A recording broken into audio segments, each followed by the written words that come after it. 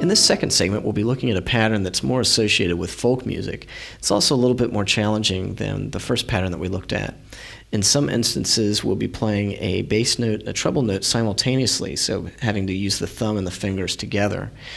The chords that we'll be playing will be an E major, and then adding a 9 to that. That makes an E add 9. So that adds the second fret on the first string.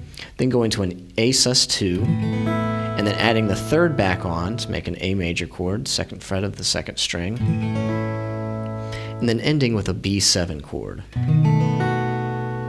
So the pattern that we'll be looking at will sound like this.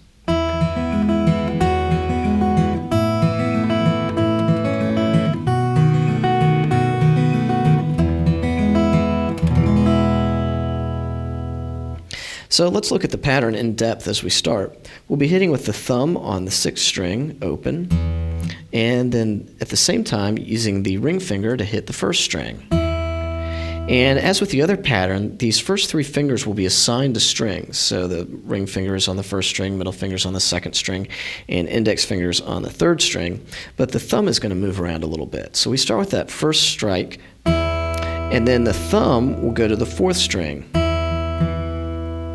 After that, the middle finger will hit on the 2nd string. The first finger goes to the 3rd string. The ring finger goes to the 1st string, and then the thumb is back on the 4th string again. So altogether that goes, again, slowly. So that's one pattern of it, and then you just repeat that. So as you get to this 4th string with the thumb, you'll then have the thumb go back to the 6th string, and you'll either change chords or play that same chord again. So slowly, the pattern that I played at the beginning will look like this.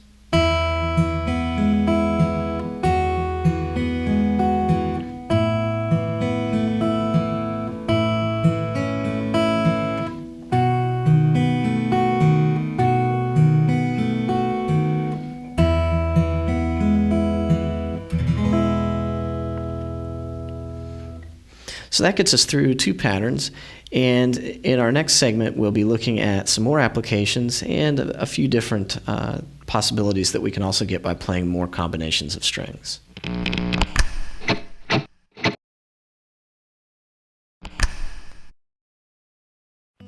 Hi, this is Giles Martin here at Abbey Road Studio 2 talking about Blackbird. Blackbird was recorded for the White Album on Tuesday the 11th of June 1968.